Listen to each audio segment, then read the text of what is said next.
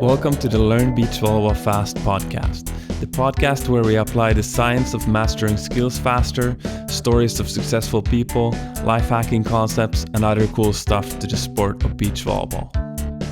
If you're someone who is serious about getting better at the sport and wouldn't mind accelerating your learning curve and career with ideas that have been previously hard to find within the beach volleyball space, you'll probably like it in here. I'm Alex, the host of the podcast, as well as the creator of the bigger Learn Beach Volleyball Fast project. Now, let's get started.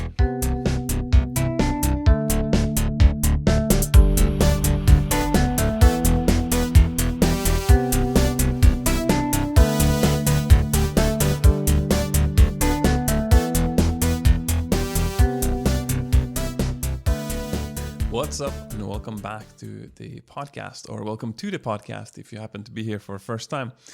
I'm Alex, and I hope that you're having a great day.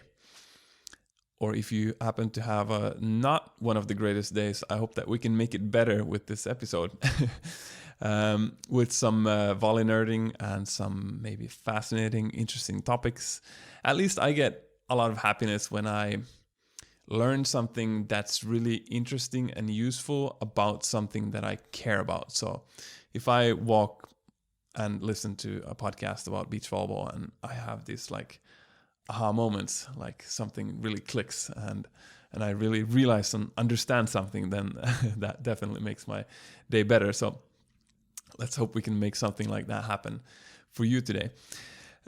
This is going to be an episode that's going to be different, but not different. So what that means is that it's going to be different from the previous episodes that I've so far released on this podcast, in the way that I won't have a guest on this episode.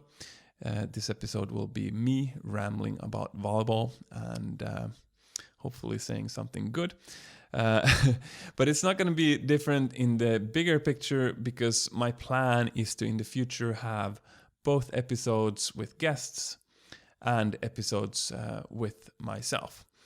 So these episodes with myself are basically going to be about topics that I find really interesting and important and useful and have helped me in my career a lot, and that I wanted to share. So a little bit of background to that is, when I started the Learn Beach Volleyball Fast project, it was only a YouTube channel in the beginning, and then later it expanded into a podcast also.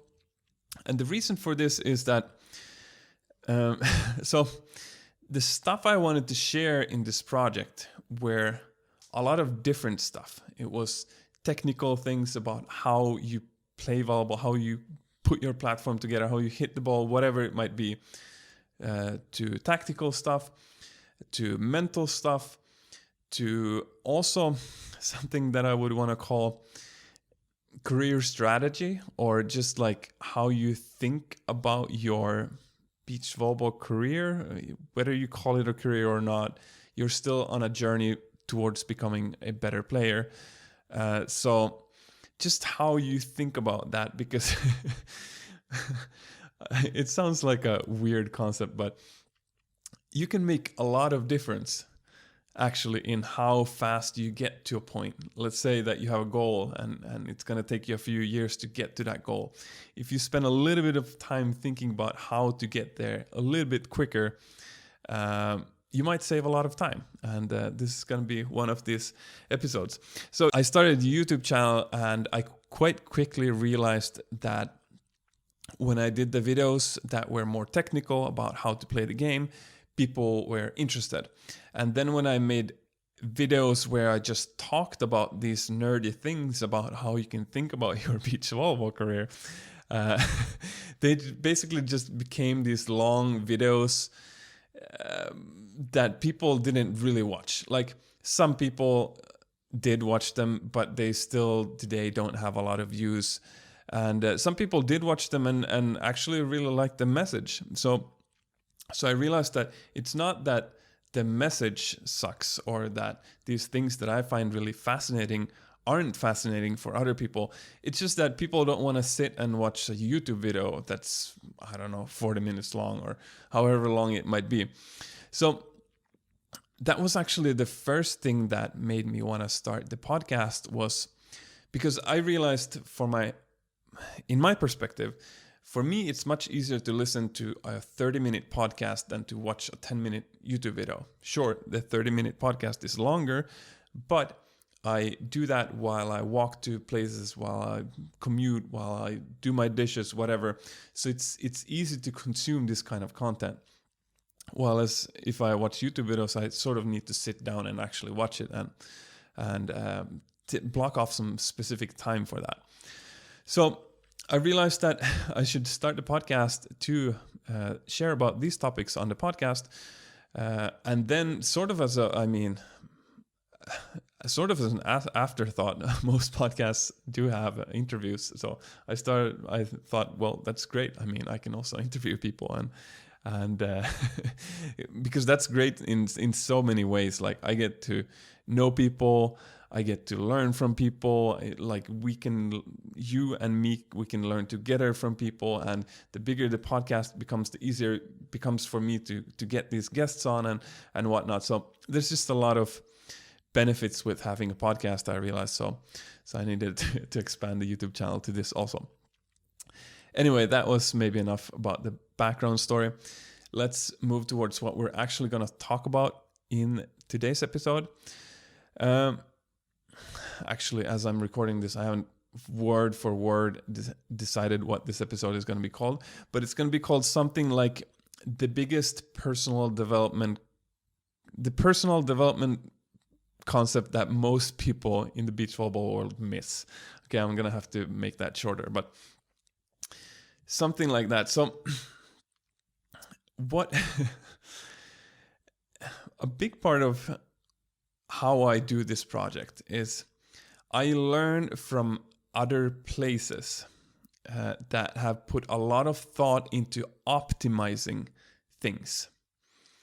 So, because I want to optimize beach volleyball, I want to get you and me and everyone to learn the sport faster and more efficiently, so we can have more fun even quicker and we can love the sport even more.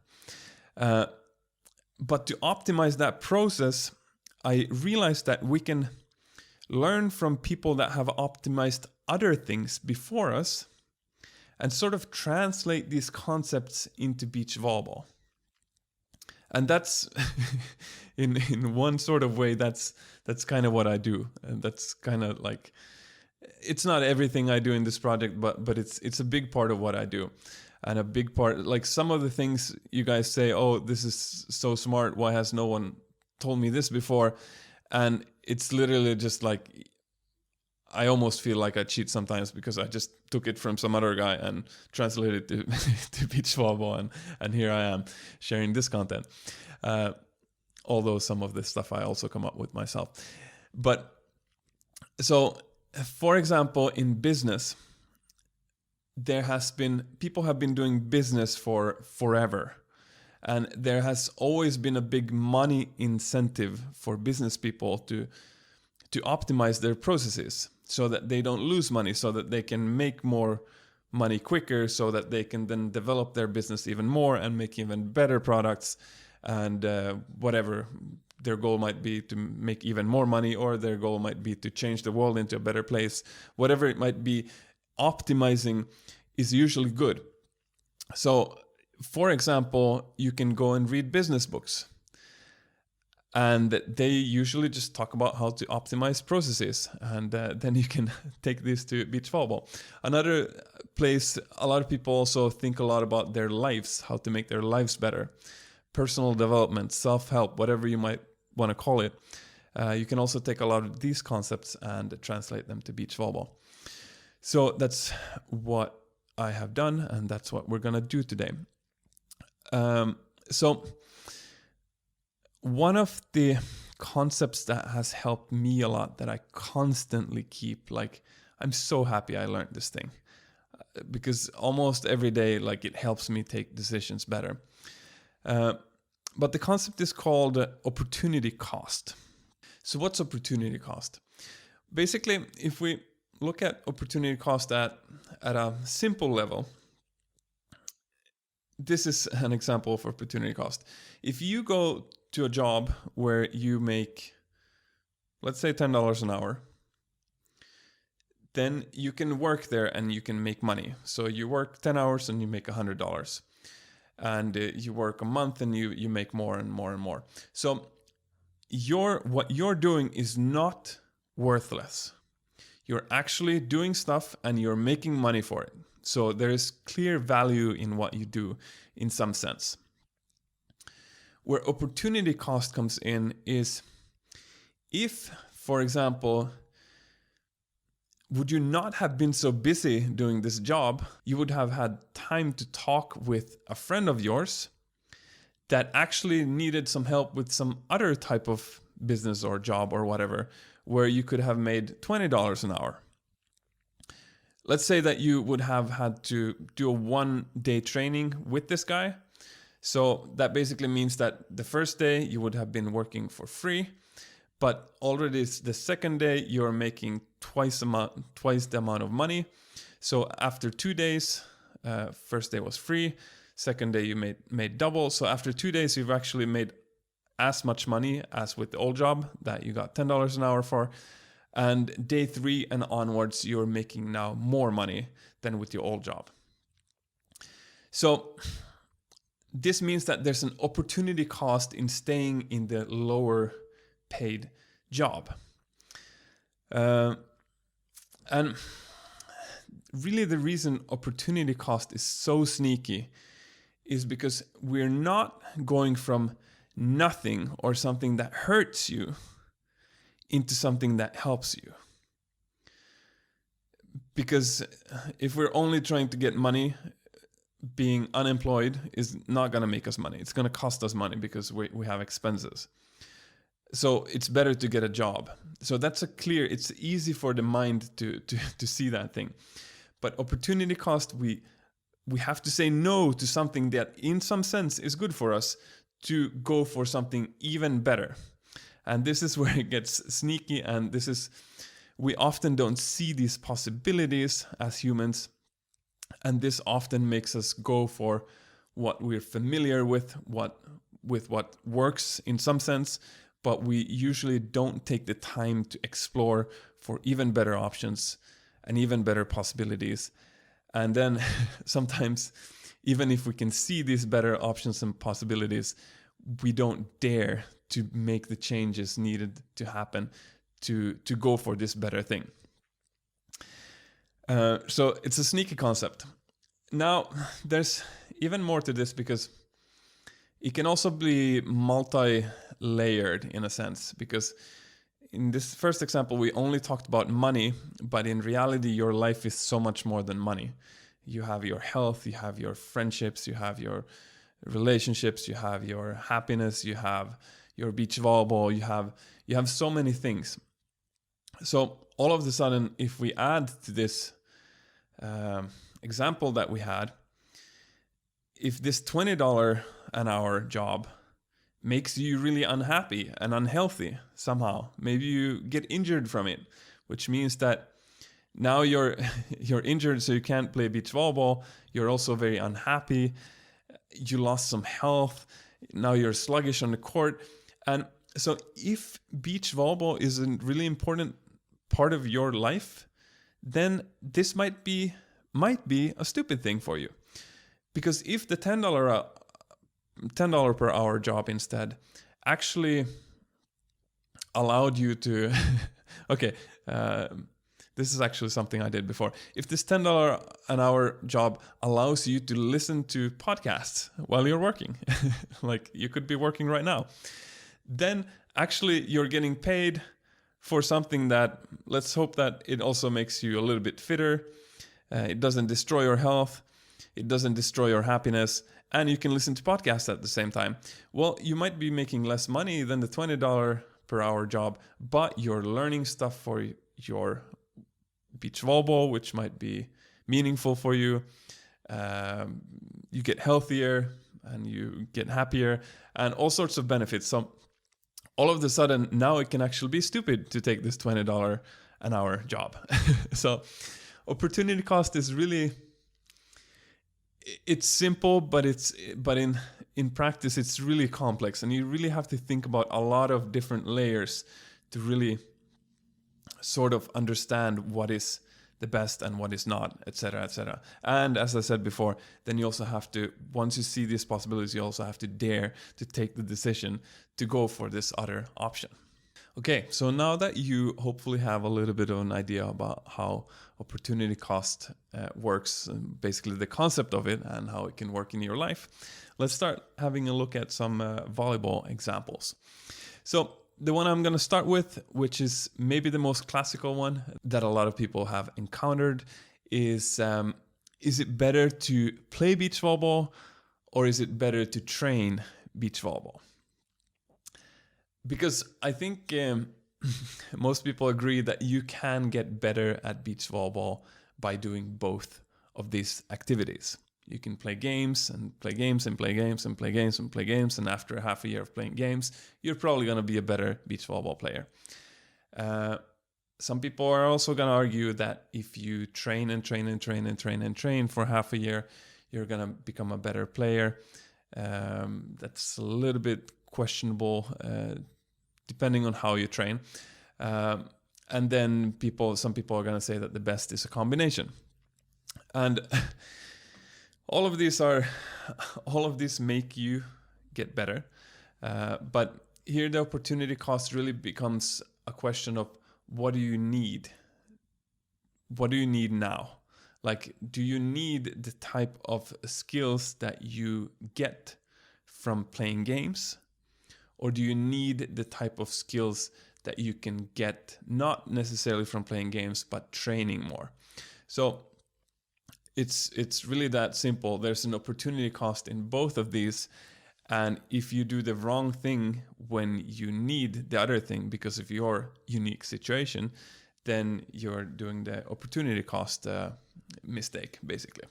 Okay, and second example is going to be sort of related to that. It's going to be training with false ideas on how the body learns things versus how it actually learns things.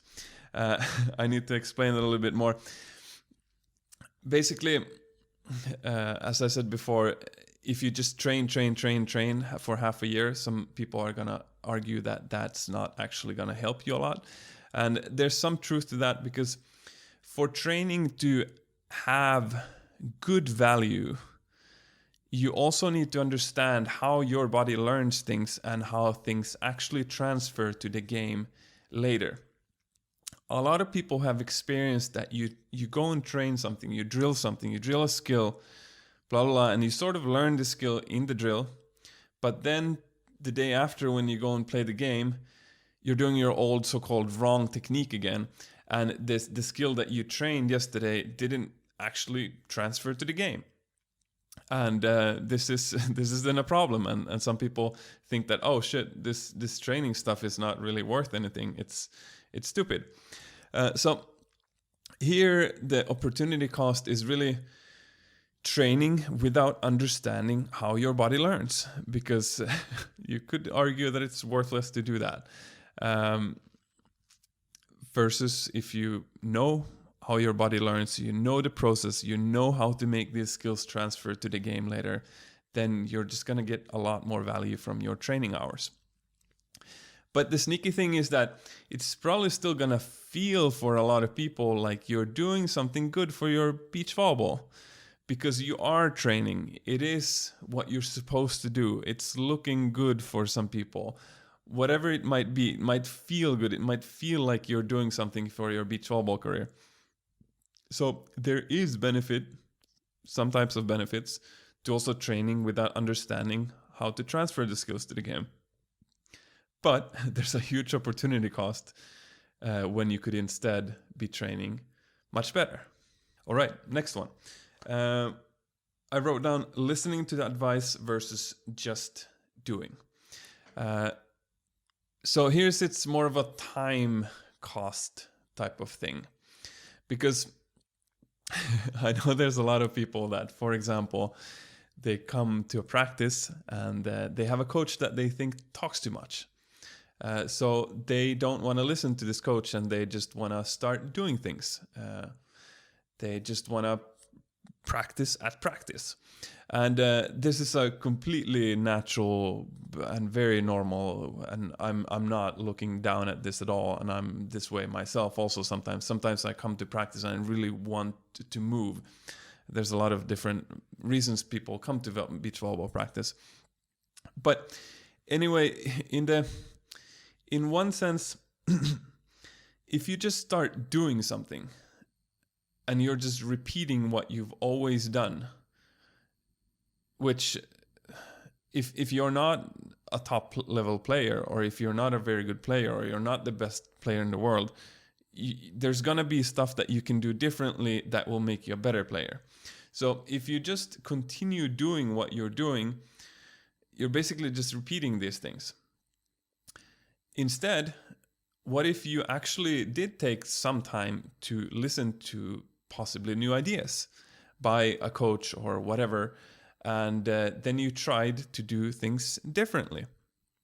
If the advice that this coach gives then is good, then that's probably going to be a better bet for you, opportunity cost wise, time cost wise, than just going on and repeating what you've done. But in the short term, like, let's say that extreme example, coach explains something for an hour, which actually in a sense I'm doing in this podcast episode, but coach is explaining something for an hour, and then you get 15 minutes to practice after that, and then day after you have to play a tournament. Well, maybe in those 15 minutes after the 1 hour lecture, you're not going to have time to implement all of these things. So it would actually have been better for the tournament tomorrow that you would have not listened to this coach for an hour, maybe just listen to him or her for 2 minutes, and then practiced 1 hour and 13 minutes, because then you're just going to be better prepared for tomorrow's games. But in the long run, it might be the complete opposite, because what if this 1 hour thing, lecture that the coach gives is just hyper valuable in the long term? Then it becomes a better opportunity cost wise to just listen to him. And I've struggled with creating this project because of this, because I know that some of the things I've explained or made videos about or whatever are really valuable, and it's worth taking the time to explain them properly and fully. And there's a lot of people out there that have been like, hey Alex, like, your videos are just too long. Yeah, no one can listen to them. And that's that's true. But at the same time, there are people that are listening to them. So probably, I mean, since you're here, you're listening to this right now, you probably have a little bit more of a patience mind, and you see the value in listening to things that can really change your perception on things. So in a sense, I took the decision to not really change my style. I've gotten better. I've started making my videos so that they're more engaging, so that maybe some of these people that get bored really easily still sort of watch more of them and then get sort of sucked into this world, because it's just a different way of teaching. Either you give quick advice that might or might not be true, or you take the time to go in depth into things and discuss the what ifs, what nots, and all the small details, so that you truly understand the topic. But the thing is that it takes time, and time has a cost. But the bet is that in the long run, it's gonna pay off. But in general, this is a huge one that I see happen so much in the beach volleyball community, both at practices and whatnot. But just like, people just show up, they don't listen to the coach, they continue doing the same mistakes they've always done, and then they just get stuck in, and it never changes. And that's just how it is. So somehow, don't ask me how, the other day when I had my microphone set up and I was recording this episode, I managed to miss one of the most important examples of this episode, and also two more things later in the episode. So sorry, I'm gonna record them today with this different setup. I hope you don't mind the sound quality change too much. Now let me jump into the example. Okay, this example is training with false ideas and specifically about technique and strategy in the game. It's very related to the example before, but slightly different. So I think one of the biggest reasons for why false ideas about technique and strategy exist are because they are basically instruction pieces that helps beginners become intermediate very efficiently. But the problem is that when you then look at players at the highest level of the game, they actually don't follow this advice, at least not with 100% perfection every single time. So then these ideas about technique and so forth sort of become misleading if you apply them too rigidly. So here is where it becomes an opportunity cost thing, which is that if you take a beginner and you maybe over-explain things too much for them, then they don't learn so efficiently because it's just too much thinking for them, too much at the same time, whatnot. But then also if you take an intermediate player and really drill into them that this is the right thing to do, this is the technique you should be using, etc., etc., etc., you're sort of drilling them to do something that is actually not optimal, which definitely has an opportunity cost as well. And just to list out two other reasons why I believe that these false ideas about technique and strategy exist. I think one of these reasons is very connected to the previous example about having the time and energy to listening to coaches explain or not. Basically, a lot of these false ideas are very easy to explain quickly. And I think it's driven by people just not wanting to listen to long explanations, people not having a very long attention span, not really liking to hear details, etc., etc. It's just this mindset of quick fix, basically, that then just drives coaches to find shorter and shorter and shorter answers, which is good. There's this quote by, I think it's Einstein. He says, explain everything as simply as possible, but not simpler. And the important point here is, but not simpler. So simple explanations are good, but you should never oversimplify it, because then you are dumbing down the message or leaving out some important details. So to sum that up, I believe that the second reason why this false advice exists is that it's just quicker to explain and people don't like listening to long explanations. The third reason for why I think this exists is simply just lack of knowledge in the coaches. The more I look into this sport, the more I understand that it's hyper complex. Like it's so easy to miss crucial details. Like so easy. And when you look at the conventional wisdom in beach volleyball, it misses so much. Like, yes, it has a lot of things right. Like some of the general advice you can find there is a lot of good stuff in it, but it doesn't have the answers for everything, because if it had, people wouldn't get stuck at a middle level. Like so many players get stuck in the sport at some sort of intermediate level, and then they're just there for the rest of their lives. And this wouldn't happen if the conventional wisdom in beach volleyball was actually good. And then here's another layer to this that just fires it up even more. Coaches in general, there's something called authority bias, which basically means that when someone with authority says something, we as humans are more prone to believe that they must be right, just because they have put so much more thought into this than I have. They are the expert, they are whatever. So then we just tend to not question these people even more than what's logical. So that's authority bias. We just, okay, coach said this, it must be true. So, and the thing is that it's very easy to get this authority bias in beach volleyball. You basically just need to be a coach, and then some beginner player is gonna think, okay, here's the coach. What he or she is saying must be the truth. So you get a lot of people with this coaching authority bias explaining over and over these half-true, half-false ideas about technique and strategy that work a little bit but not completely. And then they spread that, and then these players get really stuck in that this must be the truth because coach told so. And then, and nobody else is doing anything different because most people are following this advice. And and it becomes sort of a general, everyone in the community thinks at this level, and you just like confirm each other that, okay, this is how it is, and the other person agrees, and then you just sort of get stuck in these false ideas, and time continues. Maybe one of these players then becomes a coach and continues explaining the same ideas over and over to a new generation of players.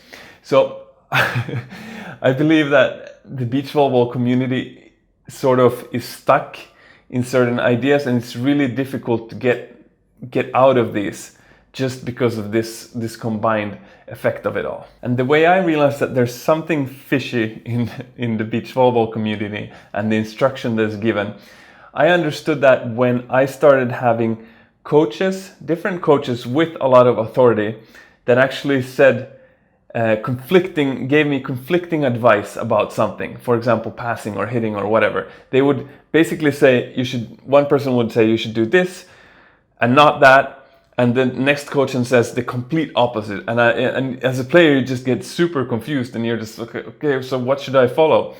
This really led me into starting to look deeper into these things and trying to understand these things on my own. I know that other people have struggled with this conflicting advice things also. And so my strategy as a coach is, because I know that this sport is complex, and I try to update my models, my explanations more and more and more and more. I do a lot of things to try to not spread this so-called misinformation. But what I also like to do is explain why I believe in something. One that is good for, again, it takes a little bit of time to explain why you believe in something. But once a person understands the why behind why I want them to pass in a certain way or whatever it might be, well, one is that it gives them more motivation to actually do this, which is great for me as a coach. It's good to have motivated players. The second thing is that usually this conflicting advice I found between different coaches were just conflicting advice with no why explained by any of these coaches. So I had no idea how to sort of even start thinking about which advice has more, is smarter, is better. But if I explain for someone that, okay, I want you to pass this way because of this, so they know the reason for why I teach them that. Then if they have another coach that teaches them something differently and also gives them the reason for why they believe so, well, now the player that has received the conflicting advice not only has the conflicting advice, but also two different theories for why you should follow this thing.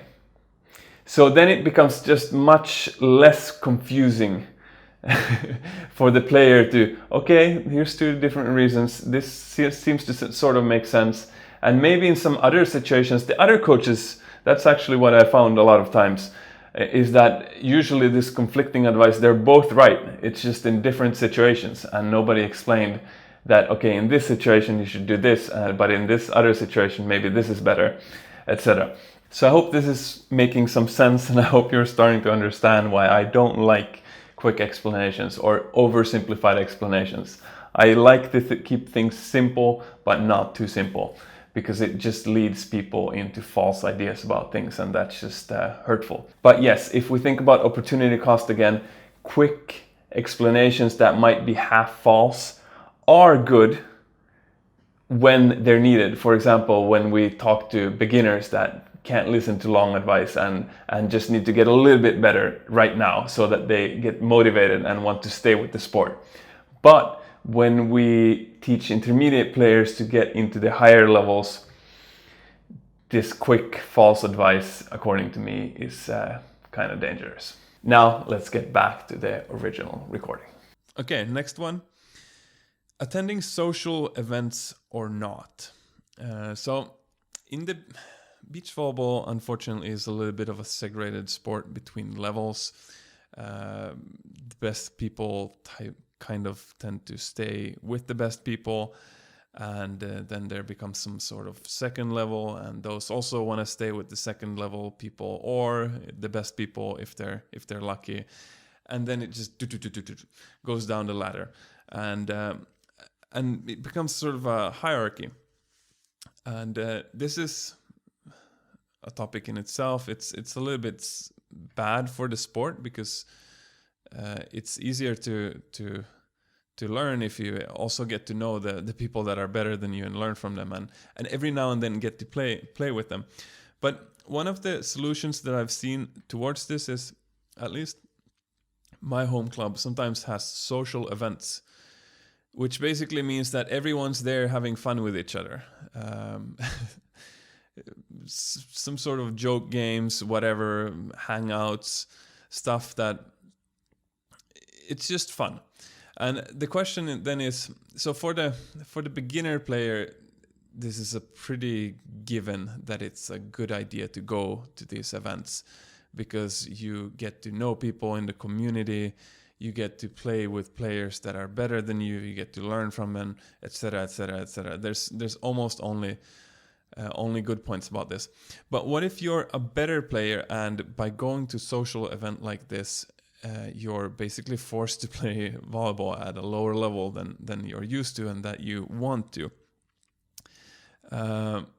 Then one could argue that it's better spent time continuing training with your group and not going to the social event.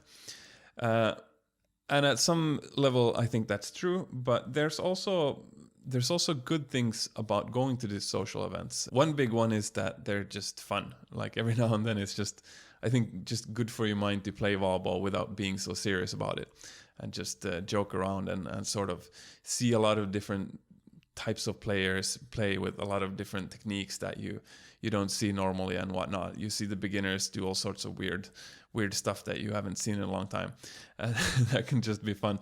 But more than that, contacts are just good in general. Like sometimes there's going to be some beginner, lower level player that works with something that's really interesting, and because you go to the social event, you end up talking to this person, and you guys end up figuring out that what he does or she does for work can somehow help you in some amazing win-win way, and whatnot. So there's really all sorts of weird value in just meeting people with where you have something in common with them, which in this case is beach volleyball, and just talking about your goals, your wishes, your wants in life, where you're heading, and just being open about it to people, because all of a sudden there's going to be someone out there that you just happen to play with that can help you somehow. So it might feel like a waste of time, but quite often if you just let chance and the power of social contacts work for you, quite often these social events can be really, really, really good for you, way better than you thought from the beginning. Another example that I wanted to talk about is accepting the training structure that is given to you.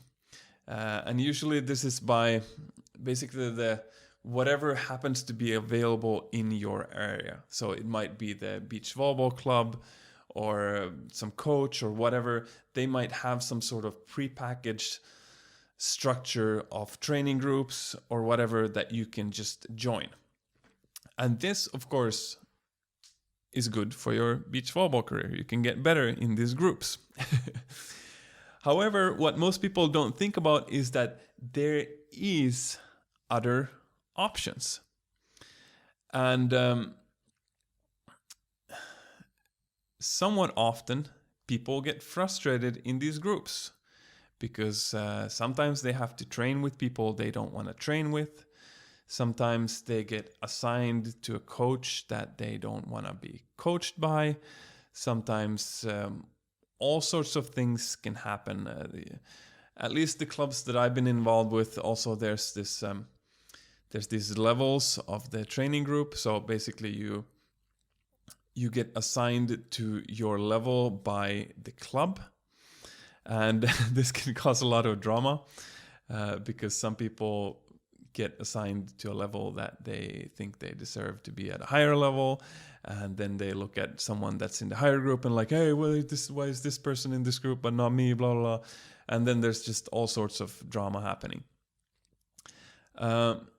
This in combination with that, you might not, depending on the coach and how the coach works, but you might not be really in the destiny of what you're going to learn in this training period, whether it's summer or fall or spring or whatever it might be. So there is other options.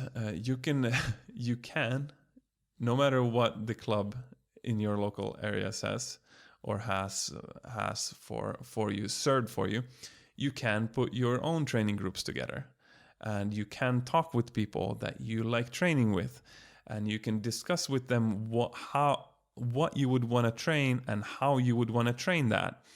And you can become friends with these people, and you can solve how you can train what you want to train, and that person can train what they want to train, and the third person can train what they want to train. And it's possible to make all of this happen beautifully together with no drama, which just gives all of you guys more volleyball skills per hour that you put into training.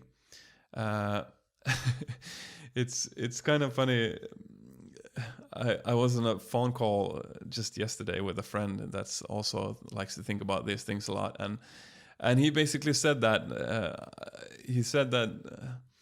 because I asked him about some stuff about the volleyball club where he is, and he said, yeah, there is a lot of drama, and but I don't give a shit. He said, I walk into the facility, I have my own training partners that I discussed with before. I know what I'm gonna go train. I just walk in, say hey to them, say hey to everybody else also, but don't get involved in their drama. I go and have my practice with my people, learn a lot, and then I walk away happily. So there is no need to be stuck in these sometimes drama situations, and sometimes just situations where you don't get to practice the way you want to practice. Oh yeah, another thing was sometimes these practice groups, you just don't get enough practice time. And for whatever reason, human laziness or whatever, some people think that, okay, if the club is going to give me 2 practice sessions a week, that's what I'm going to do, because I'm not going to do more than that. For some reason, the human mind seems to work like this, but this is of course not true. You can practice on your own outside of the club planned practices, for example. You can be there every day. You can do alone sessions. You can do all sorts of stuff. Okay, so here's another add-on I wanted to make this episode. Basically, what I'm saying here is that you can train on your own without coaches to get in extra sessions. But the thing is that quite often it's common that people want to have a coach because, one, they might not know what they should practice if they practice by themselves, and also some groups are just like hard to manage without a coach. Like, there is some value in just having a coach to sort of make sure the group works and make sure everybody shows up and that there's a plan, and it just can help with like hierarchy in the group, that there is an authority that sort of leads the group. And some people get then stuck in that, okay, if I don't get the coaching that my club or the community here offers, then I don't have a coach, so then I can't train with a coach. This, according to me, is false. Probably way more often than people believe, you can actually reach out to the local coaches and ask if they would be willing to set up an extra group outside of the club, outside of whatever, like a freelance group. And often they are happy to do this. So then you just discuss with this coach and everyone involved in your group what you want to practice and how, etc. And then you get going, and it's usually the coaches like it, and it's good for you guys as players. But then unfortunately, I know that there's also places that don't have coaches, or don't have coaches that you want to get coached by. So here I need to just add a small little pitch for myself. in case I am a coach that you would trust or think has something to come with or could be valuable for you, I do offer also online coaching. And online coaching is interesting. It actually works way better than people at first imagine. And I love working long term with people. So for example, if you would have a wish that, okay, you want to train hand setting or hitting or serve receive outside of the community's training groups where you are located, then I love just putting these like long-term plans where we follow up on Skype calls. We discuss what you're working on, we discuss how you should be working on it, and then I let you go and do that, and then we follow up, see how it went. It's actually even possible to have with video calls nowadays on the phone on the court, so you can actually get some real life feedback on the court. It's kind of weird, but it's actually possible nowadays with the cameras being so good. So to conclude this one, I'm not against clubs. I'm not against clubs providing training for people, and I join this myself sometimes, but I also wish that more people thought about the possibilities on what you can do on your own outside of the club structures, because sometimes those end up being so much more valuable. And actually another example that's sort of related to the above, which I found to be true with my own coaching, because I mostly enjoy coaching technical details, like beach volleyball technique, basically, like how to get your arm swing better, how to actually learn to do those soft hand sets, how to actually not shank the serve receives, etc., etc. And there's a very interesting dynamic in that, which is that in group lessons are cheaper per person for you to hire me as a coach, because you're basically splitting cost with more people. So it becomes cheaper. But the problem with group lessons is that I don't have time to go into the necessary details to change people's technique sometimes, because I have to think about the group and everyone getting their training in. So what I realized is that for certain players with certain problems, if they want to change their arm swing or something, they want to learn to hit harder, it's actually cheaper for them to hire me for private lessons, where I can tailor the whole lesson after what this player needs and not care about anyone else. So let's say this lesson is now 4 times more expensive than a lesson that is shared by 4 people, 2 teams practicing against each other. It might be 4 times more expensive per session, but the value and ability to change the arm swing might be actually unlimited amounts of better, because sometimes you simply cannot get into the details necessary in group lessons. So it's not only 4 times more efficient, it's not 16 times, it's not 32 times, it can be unlimited amounts of more efficient to do private lessons than group lessons, because now you're allowing the coach to go into the details necessary without thinking about anyone else. And also, I realized it also works at a smaller scale. If you take a 4-person group versus a 2-person group, so basically a beach volleyball team with 1 coach versus 2 teams, depending on what you're going to work on, this can also be more than twice more efficient, basically. So more than double. My English sucks. It's double the cost if you're 2 versus 4, but it gives you more than twice the amount of value from the practice anyway, depending on what you're practicing. If you want to practice game situations against another team, then of course we need the other team to also be in the practice, and then that becomes better. But sometimes it actually is better to go for the more quote-unquote expensive option. Okay, I have 3 more examples left here. The next one is going to be a little bit different from these other sort of career thinking ones. This is more of a sports psychology thing in the game or also in practice. And it's basically becoming angry when you make a mistake. So we could argue that there is some value in becoming angry when you make a mistake. It somehow on kind of a destructive level feels good to become angry. I think a lot of people think that, at least when you fuck up. Actually, maybe some people might even get fired up and actually start playing better somehow from becoming angry from a mistake. I'm not one of these persons myself, but I know some people are wired sort of this way. So that's sort of individual.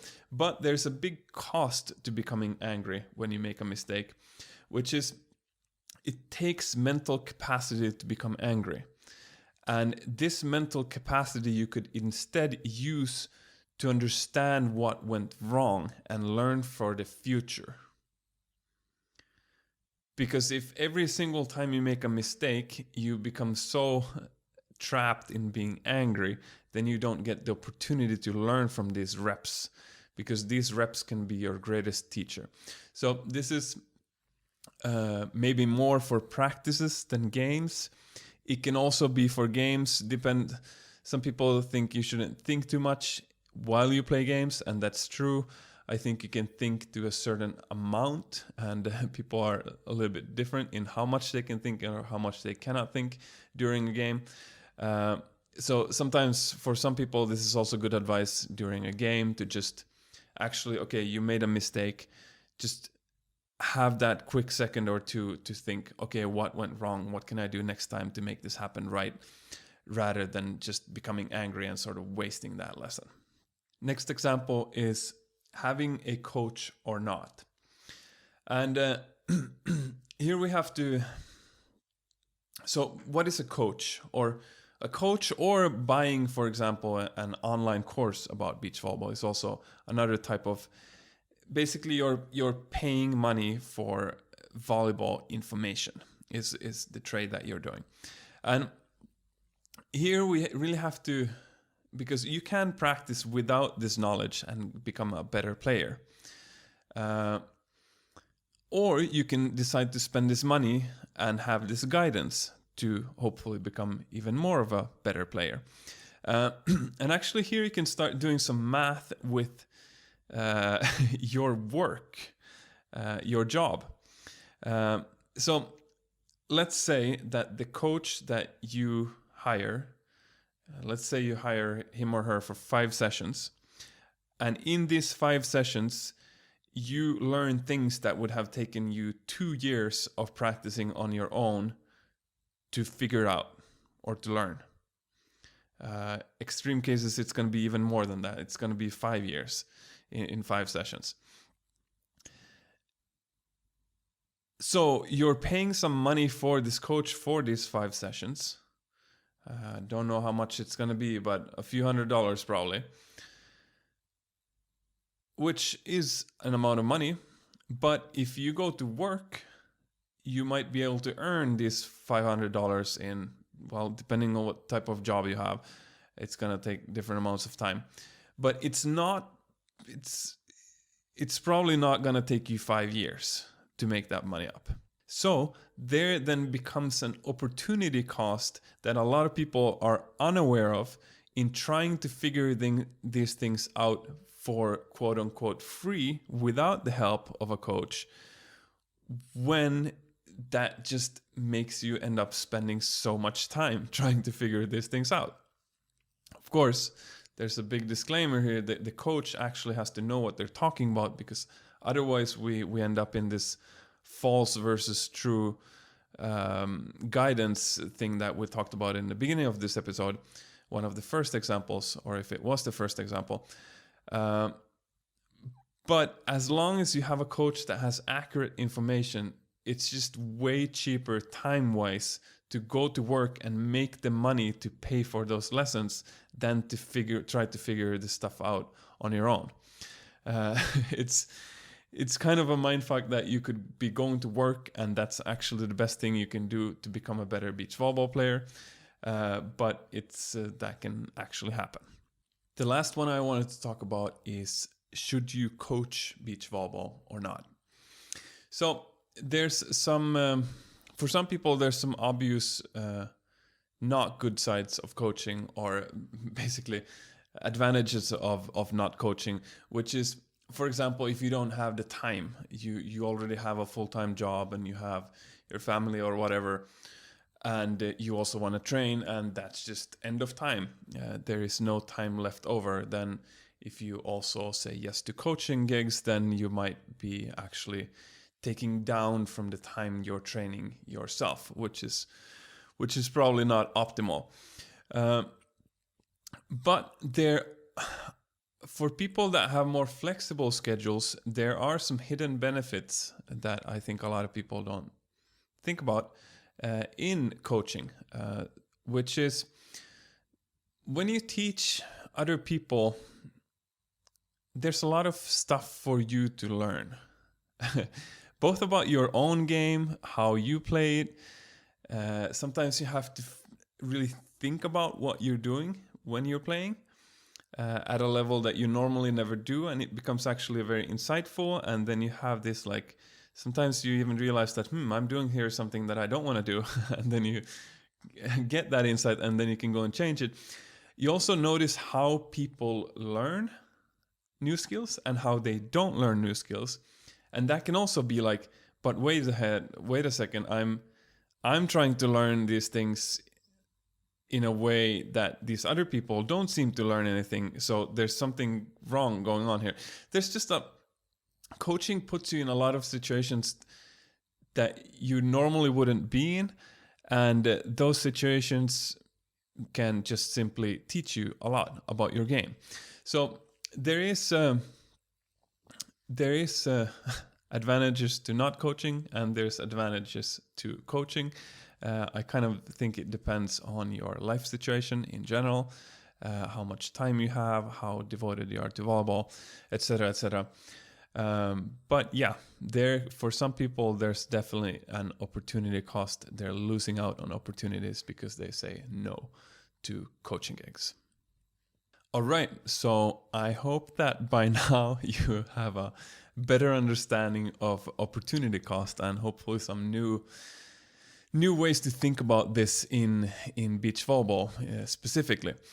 I know sometimes these business or personal development concepts or whatever they might be, they're sort of things that people and me and you have thought about kind of, and sometimes you live like this, sometimes you have examples like this, but no one has really put them into clear words. Like, opportunity cost is doing something that gives you value, but because you're doing that, you are then not being able to do something else that would give even more value. According to me, that's basically the definition of opportunity cost.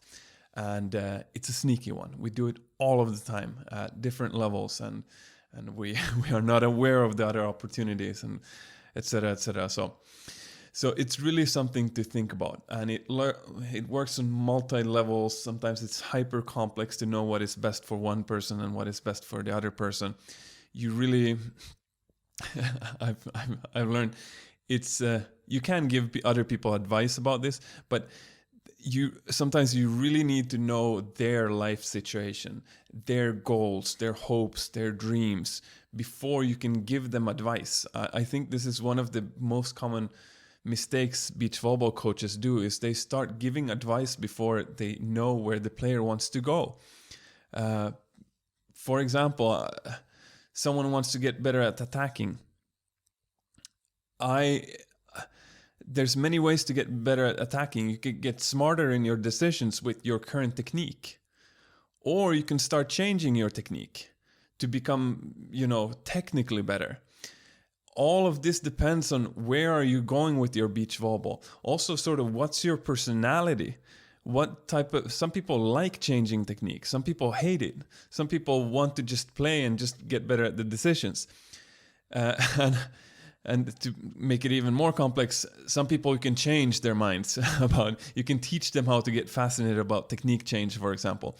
But then you to be a really good coach, I believe, at least, that you sort of need to ask the player these sorts of things and really analyze them and understand them before you start giving advice, because otherwise you're going to give advice that, yes, it will help, but there could be something that would help them even more. So yeah, it's This is a huge concept. I love it. I love the people that taught me it. Let's hope that this stays in your mind also. You can really apply it into more and more and more and more parts of your life, and it can make a huge difference in so many things if you think about it. Okay, so time for the last add-on into this episode, and this is going to be an interesting one because in a sense it's going to question the whole episode so far. So in the beginning of this episode I talked about this concept of opportunity cost helping me take decisions in life and daily life and all of that. But the thing is, if we take opportunity cost to our hearts, like truly, then we need to also question if there is an opportunity cost to using the opportunity cost concept to all of our decisions in life.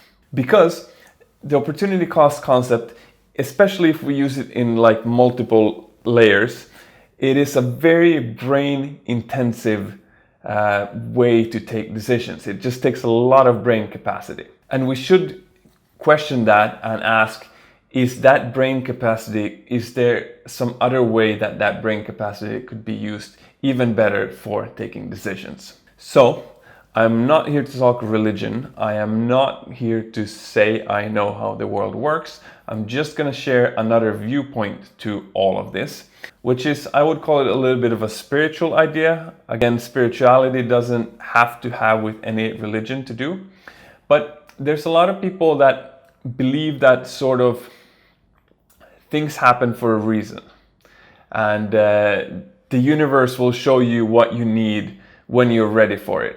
And sort of the universe is fine, everything is going as it should, and you can just receive this guidance and take your decisions based on that. And this is going to sound very woo-woo out there, especially for people that are very logical in their thinking and haven't experienced anything like this. And I don't want to go into too much detail about this, but basically the idea is that if you can get your mind into sort of a different state, then all of a sudden you're basically able to receive this guidance. You're able to see your life in a different way as it's unfolding and sort of see these signs, and then you can just follow these signs, and that leads to a beautiful life. And so I come from a very logical thinking background with basically no spirituality at all. But I'm also a very open-minded person. So over time I have started to explore these sorts of things more and more, because some people really swear by this. Even if they can't explain it, they really tell me that this is the magic to life, this is the secret to life. So I'm just open-minded and I go, okay, let me try. So what have I found out? I have found out that some of these practices, there's some truth to it, and it feels magical when it works, and it's truly like kind of difficult to explain, but if it works, it works, and if it's magic, it's really cool. And what I also found is that actually nowadays science is starting to catch up to these practices. So this sort of theories that people have been talking about for thousands of years, nowadays modern scientists are actually starting to be able to explain why they work, which is really cool. So again, I know spirituality is a hot topic that will put some people off and whatnot. I'm not here to explain how the world works, but in my experience, I have found that there might actually be some validity to this, which is why I wanted to include this add-on into this episode, just to provide some balance in the thinking, basically. And here's what I think. I don't think that it necessarily has to be one or another. I think the more tools we have to battle life, to battle volleyball, everything, the better. And actually, there's this movie, it's a book originally, Eat, Pray, Love, where this woman travels around the world to certain places. And in the end of the story, she's in Bali, which is also one of my favorite places on the earth. And in Bali, she meets this Balinese healer. And this Balinese healer had this picture of a person or a god, or I don't know what it was, that had its feet steadily on the ground, but his or her head sort of continued up into the sky, into the heavens. And the story of this picture was that, according to this Balinese healer, for you to have a good life, you need to be stable on the ground with your feet, which means you need to be here in this 3D world and do smart decisions, not be stupid, and be logical and be reasonable. But according to him, you also have to have this head that does go up in the sky and has some trust, is a little bit open-minded to other things, and doesn't always think so much. And I hope I'm not butchering this theory by him. I've never met this guy myself. But the way I interpreted it was that if you are only in your head, only thinking about the 3D world and taking decisions like that, then your life is not going to be optimal. Also, if you're only very woo-woo and you just trust and believe and whatever and don't look at reality around you, you're also not going to have an optimal life. But if you allow both of these balanced into your life, that, according to him, is going to lead to a beautiful life. So once more, I'm not here to say this is how it is and this is how it isn't. I'm just here to offer more perspectives. And you can take it or leave it. You can completely forget about it, or you can let it be in the back of your mind, and maybe someday in the future you will look more at this or not. That's completely up to you. But I personally don't believe that it has to be one or another, which is why I allowed myself to, in this episode, go very deep into the thinking side of things and optimizing your thinking brain. And you will also notice now when we go back to original recording that I'm really telling you to train this part of your brain to become really strong. But the point I wanted to make is that even if your thinking brain is very strong, there could be times when you should also switch it off. All right, let's continue. So really with this episode, I wanted to invite you to start thinking more like this. Start analyzing yourself and your actions more like this. Start analyzing your beach volleyball decisions more like this. And what you'll find is that you might or might not have had some aha moments today from listening to this episode, but you will have so much more of them basically for the rest of your life, as long as you just wire your mind into starting to look for opportunity costs. Constantly or not constantly, but every now and then sit down and think about, am I doing the right thing now, or is there something even better that I could be doing? And creating the habit of every now and then stopping and doing that is just so many times going to give you more efficient options that the long run benefits are just huge. So yeah, I believe you'll just get better and better at thinking like this the more you train it. I've given you some examples in this video, and I took the most obvious ones, the ones that I found most interesting or most commonly see people quote unquote do wrong. But I'm pretty sure that if I really, really fucking wanted, I could create a 10-hour long podcast with different examples of this for beach volleyball alone, without looking at the rest of life, because there's so many examples, and you will find this too. You will just come up with more and more and more examples the more time goes, when you have switched your brain on in this way. But yeah, let's do something for the community and for our own benefit and everything, which is you probably have your own examples, maybe already now, or maybe in the future, whatever. This podcast episode is going to be on the podcast, but I'm also going to post it on the YouTube channel. And in the YouTube channel, there is a comment section. So please go to the comment section and post your examples and read other people's examples of opportunity cost things that they have experienced in their lives or that they have been thinking of. because this just gives us all an opportunity to learn even more from each other. And I get to learn also. I love reading these comments. I I kind of love the comment section on YouTube in general. I learn so much, and I get to connect with you guys. It's great. But the longer time goes and the more people listen to this episode and go and comment on it, the more valuable it will be for future listeners too, which is just great. All right, so you have just listened to the first solo episode on the Learn Beach Volleyball Fast podcast. It's a bit of a historical moment, one that I've been looking forward to for years. I've known so many years that I'm going to do this one day. And now it's done. So that's amazing. I wanted to kick off the podcast. So, okay, the coronavirus pandemic has put a lot of trouble into my flow of doing this business. So there's been a lot of delays. But since I kicked off the podcast, I wanted the first 4 episodes to be all of the types of episodes that you guys will hear in the future. So the first episode was an interview with someone that is not related to beach volleyball. In this case, the first episode he's a golf guy. But basically just learning, sort of like in this episode, taking concepts from business or personal development and applying them to beach volleyball. Because this guy was just a sports hacker, learned golf super fast. So I just listened to his lessons and tried to sort of talk with him and understand how I can apply this in beach volleyball. That's one of the type of conversations or episodes I'm going to have on this podcast. The second type is with other beach volleyball coaches.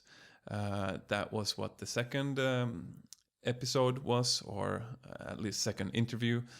And then there's going to be episodes where I interview players, and then there's going to be these solo episodes.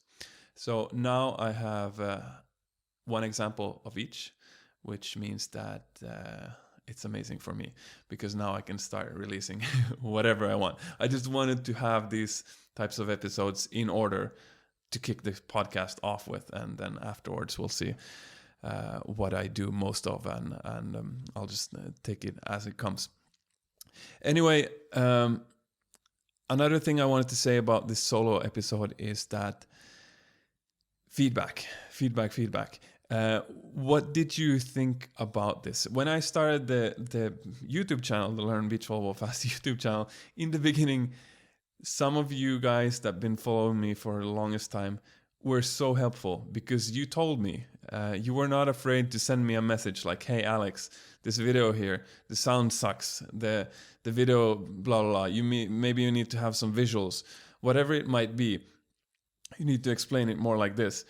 And this feedback is so valuable for me, because I want to create the best product or podcast or videos for you guys possible, within still being me and what I want to create with this project. But there's many ways for me to do that, to get this information out. I just want to make it as efficient as possible for you guys to listen and consume to it.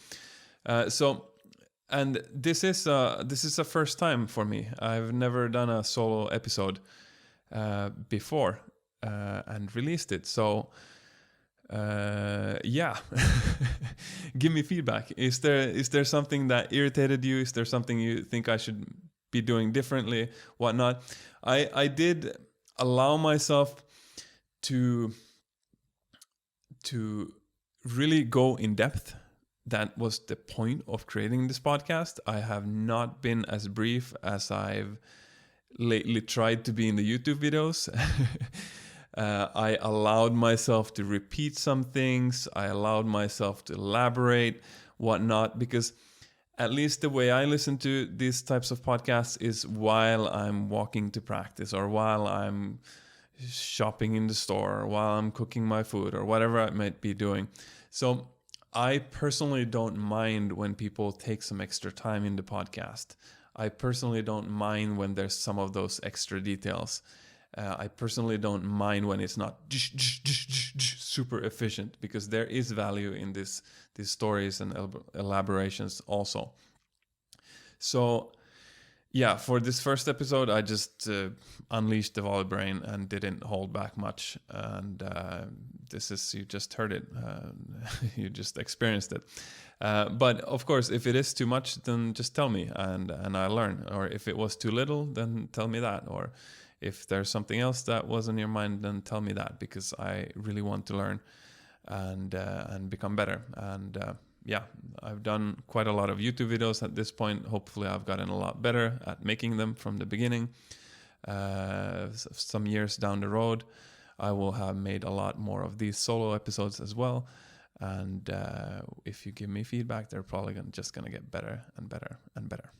So if you feedback also, you can send me a message, email, whatever, alex@learnbeachvolleyballfast.com, or in the comment section on the YouTube video. Oh yeah, about the comment section, I'm going to put the link to the YouTube video of this episode also in the podcast description. So if you're listening to this on the podcast and you want to find the comment section to share your opportunity cost examples, then you can just go to the description and you'll find it there. But yeah, I hope this, as always, has been an insightful experience, a good episode for you. I really appreciate every single help to grow this project. The faster this project grows, the more I can create these things for you guys. The coronavirus pandemic has put unimaginable amounts of fuck-ups into my life. These rules have been really bad for me and this business. So really anything like sharing this to people, commenting on, following me on YouTube, following the podcast, signing up to my email list, joining the Facebook group that I have.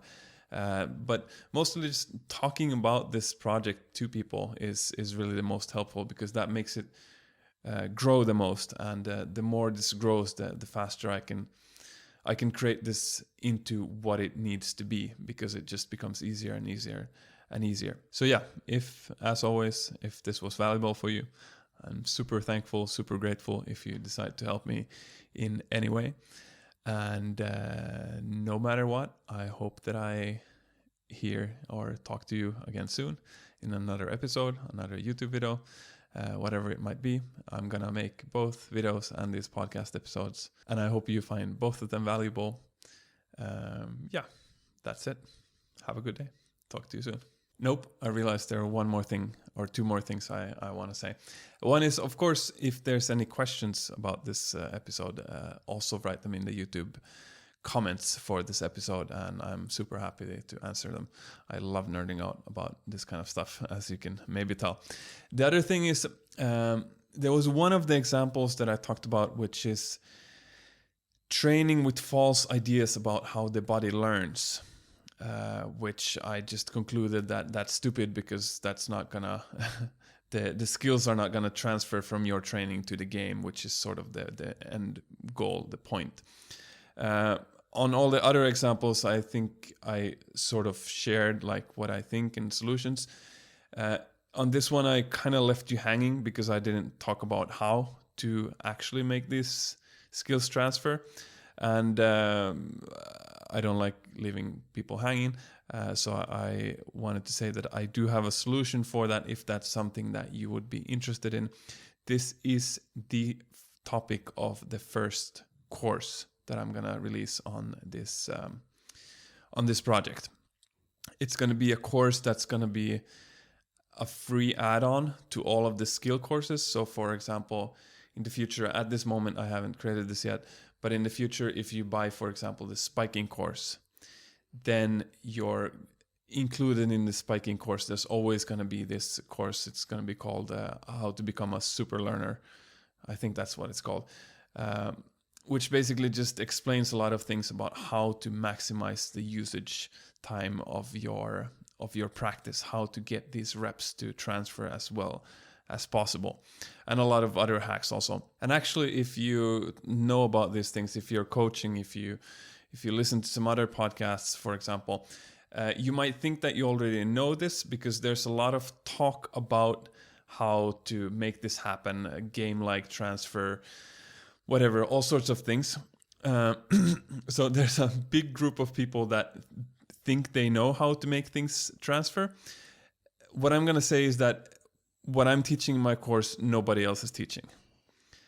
This is stuff that I haven't heard in other podcasts, that I didn't learn from something like that, which I found works even better. I have no interest in spending my time creating courses just repeating what someone else has told me.